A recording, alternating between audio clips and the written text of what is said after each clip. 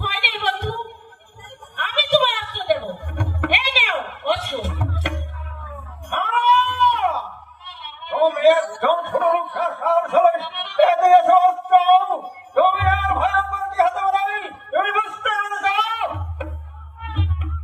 তবে আসো সেনাপতি, তোমাকে আজ আমি জমালয়ে পাঠিয়ে দেই।